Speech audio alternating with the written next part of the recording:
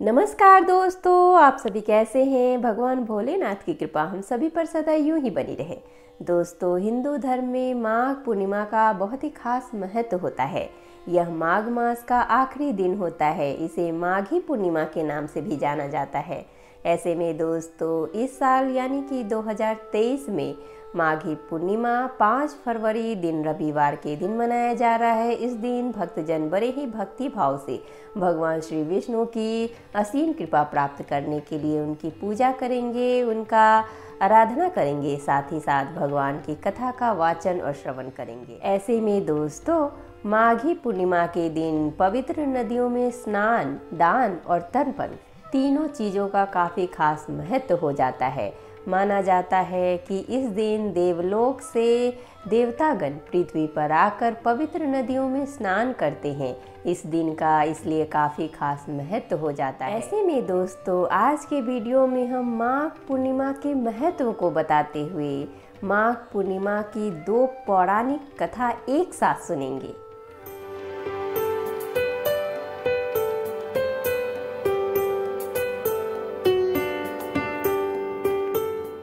नमस्कार दोस्तों, मैं शिल्पी आप सभी का तहे दिल से स्वागत करती हूँ अपने YouTube चैनल कथा कहानी शिल्पी की जुबानी में। दोस्तों, इस चैनल के माध्यम से मैं आप सभी को हर तरह की कथा और कहानी सुनाऊंगी। अगर आपको मेरी तरह कथा और कहानी सुनना पसंद है तो प्लीज़ हमारे चैनल कथा कहानी शिल्पी की जुबानी को सब्सक्राइब कर लीजिए। और हाँ दोस्तों, अगर आपकी भी कोई कथा और कहानी है जिन्हें मेरी जुबानी सुननी है तो प्लीज़ हमें कमेंट बॉक्स में कमेंट करके ज़रूर बताइएगा। तो चलिए दोस्तों, बैठे बैठे क्या करें, करना है कुछ काम। सुनते हैं आज माघ पूर्णिमा के दिन माघ पूर्णिमा की 2 कथाएं एक साथ लेके भगवान भोलेनाथ का नाम। माघी पूर्णिमा के दिन संगम पर माघ मेले जाने और स्नान करने का विशेष महत्व होता है। पुराणों के अनुसार माघ मास में पूर्णिमा के दिन देवता धरती पर आते हैं और गंगा में स्नान करते हैं। इस शुभ संयोग में दान पुण्य और मंत्रों से उन्हें प्रसन्न किया जाता है। पुराणों के अनुसार माघ पूर्णिमा के दिन स्वयं भगवान श्री विष्णु गंगा जल में निवास करते हैं।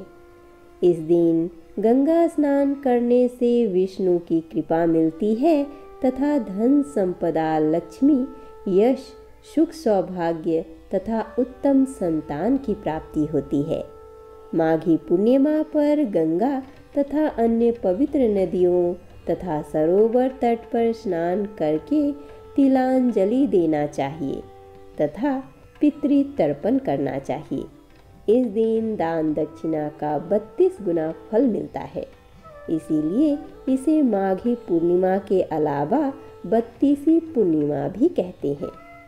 दान करने से सभी तरह के संकट मिट जाते हैं और जातक मोक्ष को प्राप्त करता है। पूर्णिमा पर माता लक्ष्मी के मंत्रों का जाप करना चाहिए। इससे घर में धन समृद्धि में बढ़ोतरी होती है। इस दिन देवी लक्ष्मी जी को पीले तथा लाल रंग सामग्री अर्पित करने से वे प्रसन्न होती हैं। प्रयागे माघ मासे तृत्रयहं स्नानस्य यद्रवीत यशाश्वमेघ सहस्त्रेण तत्फलम लभते भुवि। प्रयाग में माघ मास के अंदर 3 बार स्नान करने से जो फल प्राप्त होता है वह फल पृथ्वी में 10,000 अश्वमेध यज्ञ करने से भी प्राप्त नहीं होता है। माघे निम्न गणा सलीले सुशीते विमुक्त पापा स्त्री दिवम प्रयांति। पद्म पुराण में माघ मास के महात्म्य का वर्णन करते हुए कहा गया है कि पूजा करने से भी भगवान श्री हरि को उतनी प्रसन्नता नहीं होती है जितनी कि माघ महीने में स्नान मात्र से होती है। इसीलिए सभी पापों से मुक्ति और भगवान वासुदेव की प्रीति प्राप्त करने के लिए प्रत्येक मनुष्य को माघ स्नान जरूर करना चाहिए। अब आइए दोस्तों, हम माघ पूर्णिमा व्रत की पौराणिक कथा सुनते हैं। पौराणिक कथा के मुताबिक नर्मदा नदी के तट पर शुभव्रत नाम का विद्वान ब्राह्मण रहते थे, लेकिन वे काफी लालची थे। इनका लक्ष्य किसी भी तरह धन कमाना था और ऐसा करते करते ये समय से पूर्व ही वृद्ध दिखने लगे और कई बीमारियों की चपेट में आ गए। इस बीच उन्हें अंतर्ज्ञान हुआ कि उन्होंने पूरा जीवन तो धन कमाने में ही बिता दिया, अब जीवन का उद्धार कैसे होगा। इसी क्रम में उन्हें माघ माह में स्नान का महत्व बताने वाला एक श्लोक याद आया। इसके बाद स्नान का संकल्प लेकर ब्राह्मण नर्मदा नदी में स्नान करने लगे। करीब 9 दिनों तक स्नान के बाद उनकी तबीयत ज़्यादा खराब हो गई और मृत्यु का समय आ गया। वे सोच रहे थे कि जीवन में कोई सत्य कार्य न करने के कारण उन्हें नरक का दुख भोगना होगा, लेकिन वास्तव में मात्र 9 दिनों तक माघ मास में स्नान के कारण उन्हें मोक्ष की प्राप्ति हुई। इस तरह से दोस्तों, माघ स्नान का काफ़ी खास महत्व होता है। दोस्तों, ये तो हो गई माघ मास के स्नान की कथा। अब आइए हम पूर्णिमा व्रत कथा सुनते हैं। द्वापर युग में एक बार यशोदा जी ने कृष्ण जी से कहा, हे कृष्ण, तुम सारे संसार के रचयिता तथा पालनहार हो। आज कोई ऐसा उपाय मुझसे कहो जिसके करने से स्त्रियों को सौभाग्य की प्राप्ति हो तथा उनकी सभी मनोकामनाएं पूर्ण हो। श्री कृष्ण जी कहने लगे, हे माता, मैं आपको एक उपाय विस्तार से बताता हूँ।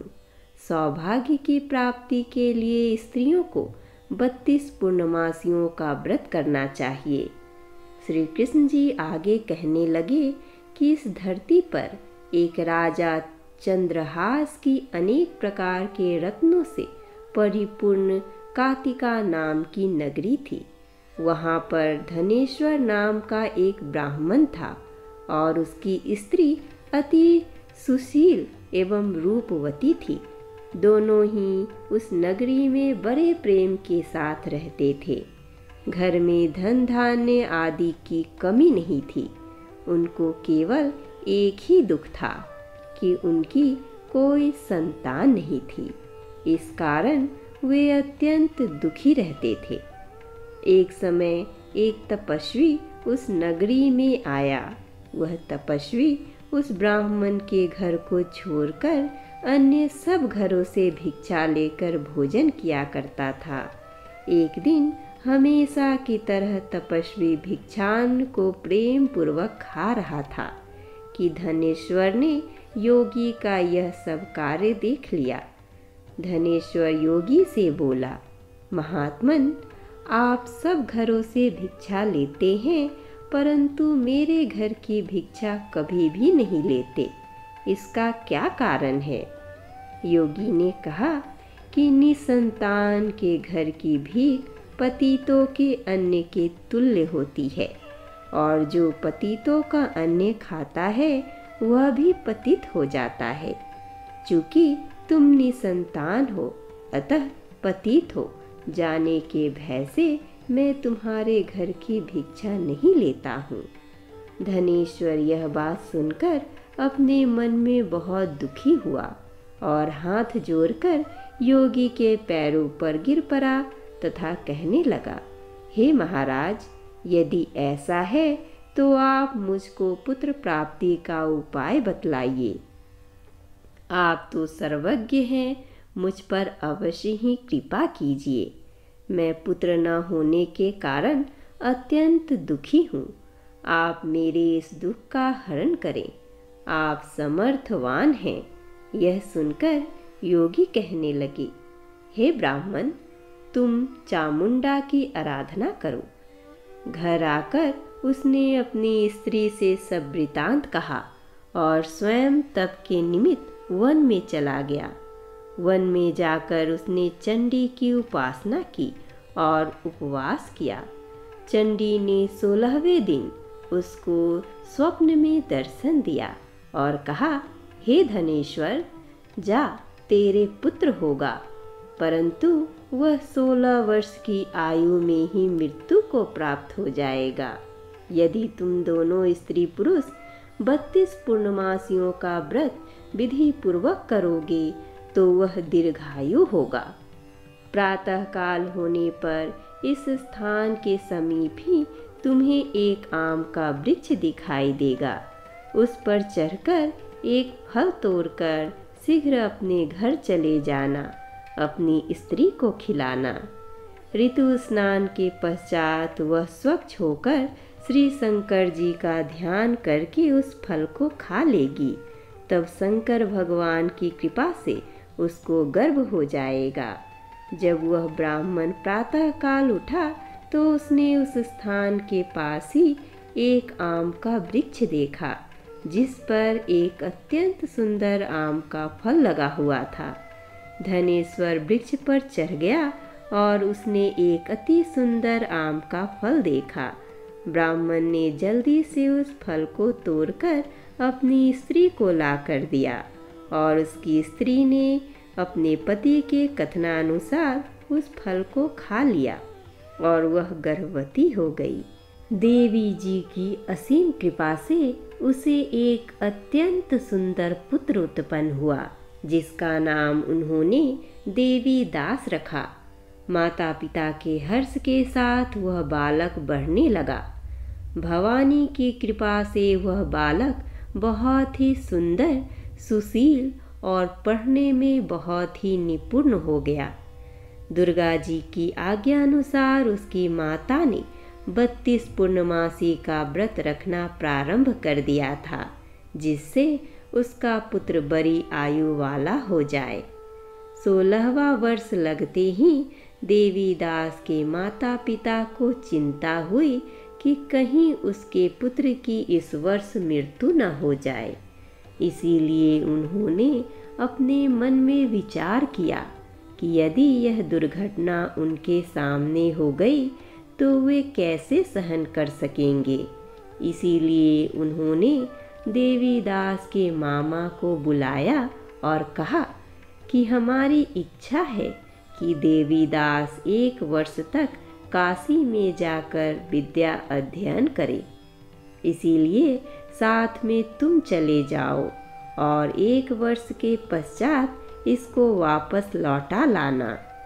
सब प्रबंध करके उसके माता पिता ने काशी जाने के लिए देवीदास को एक घोड़े पर बैठाकर उसके मामा को उसके साथ भेज दिया। धनेश्वर ने स्वप्निक अपने पुत्र की मंगल कामना तथा दीर्घायु के लिए भगवती दुर्गा की आराधना और पूर्णमासियों का व्रत करना आरंभ कर दिया। इस प्रकार बराबर 32 पूर्णमासी का व्रत पूरा किया। कुछ समय पश्चात मामा और भांजा मार्ग में रात्रि बिताने के लिए किसी ग्राम में ठहरे हुए थे। उस दिन उस गांव में एक ब्राह्मण की अत्यंत सुंदर, सुशील और गुणवती कन्या का विवाह होने वाला था। जिस धर्मशाला के अंदर वर और उसकी बारात ठहरी हुई थी, उसी धर्मशाला में देवीदास और उसके मामा भी ठहरे हुए थे। संयोगवश कन्या को तेल आदि चढ़ाकर मंडप आदि का कृत्य किया गया तो लग्न के समय वर को धनुर्वात हो गया। अस्तु वर के पिता ने अपने कुटुंबियों से परामर्श करके निश्चय किया कि यह देवीदास मेरा पुत्र जैसा ही सुंदर है। मैं इसके साथ ही लग्न करा दूं और बाद में विवाह के अन्य कार्य मेरे लड़के के साथ हो जाएंगे। ऐसा सोचकर देवीदास के मामा से जाकर बोला कि तुम थोड़ी देर के लिए अपने भांजे को हमें दे दो, जिससे विवाह के लग्न का सब कृत्य सुचारू रूप से हो सके। तब उसका मामा कहने लगा कि जो कुछ भी मधुपर्क आदि कन्यादान के समय वर को मिले वह सब हमें दे दिया जाए। तो मेरा भांजा इस बारात का दूल्हा बन जाएगा। यह बात वर के पिता ने स्वीकार कर लेने पर उसने अपना भांजा वर बनने को भेज दिया और उसके साथ सब विवाह कार्य रात्रि में विधि पूर्वक संपन्न हो गई। पत्नी के साथ वह भोजन न कर सका और अपने मन में सोचने लगा कि न जाने यह कैसी स्त्री होगी। वह एकांत में इस ऐसे ही सोच में पड़ गया तथा उसकी आंखों में आंसू भी आ गए। तब वधू ने पूछा कि क्या बात है, आप इतने दुखी क्यों हो रहे हैं। तब उसने सब बातें जो वर के पिता व उसके मामा में हुई थी उसको बता दी। तब कन्या कहने लगी कि यह ब्रह्म विवाह के विपरीत हो कैसे सकता है। देव, ब्राह्मण और अग्नि के सामने मैंने आपको ही अपना पति बनाया है, इसीलिए आप ही मेरे पति हैं। मैं आपकी ही पत्नी रहूंगी, किसी अन्य की कदापि नहीं। तब देवीदास ने कहा, ऐसा मत करिए, क्योंकि मेरी आयु बहुत थोड़ी है। मेरे पश्चात आपकी क्या गति होगी, इस बातों को अच्छी तरह विचार लो। परंतु वह दृढ़ विचार वाली थी। बोली कि जो आपकी गति होगी वही मेरी गति होगी। हे स्वामी, आप उठिए और भोजन करिए, आप निश्चय ही भूखे होंगे। इसके बाद देवीदास और उसकी पत्नी दोनों ने भोजन किया तथा शेष रात्रि वे सोते रहे। प्रातःकाल देवीदास ने अपनी पत्नी को 3 नगों से जरी हुई एक अंगूठी दी, एक रुमाल दिया और बोला, हे प्रिय, इसे लो और संकेत समझकर स्थिर चित्त हो जाओ। यदि मैं जीवित रहा तो अवश्य वापस आऊंगा, अन्यथा समझ लेना मेरी मृत्यु हो गई है। यह समझाकर वह चला गया। प्रातःकाल होते ही वहाँ पर गाजे बाजे बजने लगे और जिस समय विवाह के कार्य संपन्न करने के लिए वर तथा सब बाराती मंडप में आए, तो कन्या ने वर को भली प्रकार से देखकर अपने पिता से कहा कि यह मेरा पति नहीं है, मेरा पति वही है जिसके साथ रात्रि में मेरा पानी ग्रहण हुआ था। इसके साथ मेरा विवाह नहीं हुआ है। यदि यह वही है तो बताए कि मैंने इसको क्या दिया। मधुपर्क और कन्यादान के समय जो मैंने भूषण आदि दिए थे उन्हें दिखाए तथा रात में मैंने क्या गुप्त बातें कही थी वह सब सुनाए। पिता ने उसके कथनानुसार वर को बुलवाया। कन्या की यह सब बातें सुनकर वह कहने लगा कि मैं कुछ नहीं जानता। इसके पश्चात लज्जित होकर वह चला गया और सारी बारात भी अपमानित होकर वहाँ से लौट गई। इस प्रकार देवीदास काशी चला गया।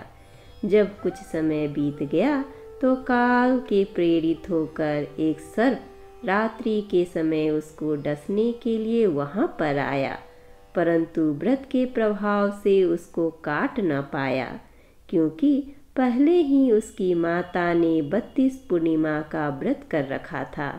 इसके बाद मध्याह्न के समय स्वयं काल वहाँ पर आया और उसके शरीर से उसके प्राणों को निकालने का प्रयत्न करने लगा, जिससे वह मूर्छित होकर पृथ्वी पर गिर पड़ा। भगवान की कृपा से उसी समय पार्वती जी के साथ श्री शंकर जी वहाँ पर आ गए।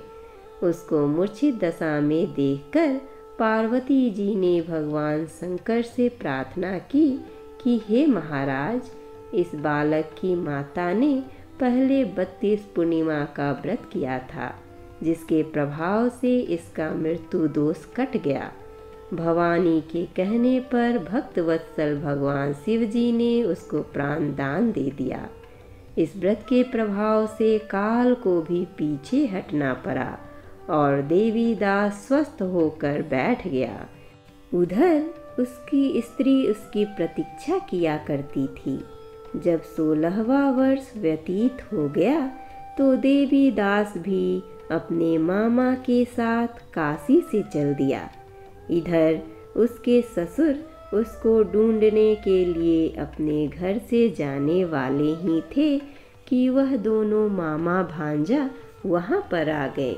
उसको आया देखकर उसका ससुर बड़ी प्रसन्नता के साथ अपने घर ले आया तथा बाद में खूब धन के साथ अपनी पुत्री को उसके साथ विदा किया।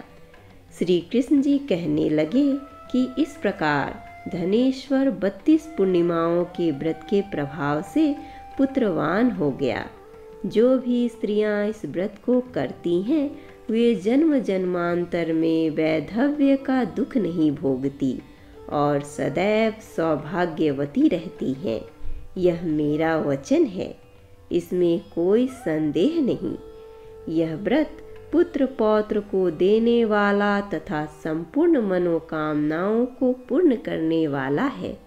32 पूर्णिमाओं के व्रत करने से व्रती की सब इच्छाएं भगवान शिव जी की कृपा से पूर्ण हो जाती है। हमारे साथ बोलिए, ओम नमो भगवते वासुदेवाय नमः।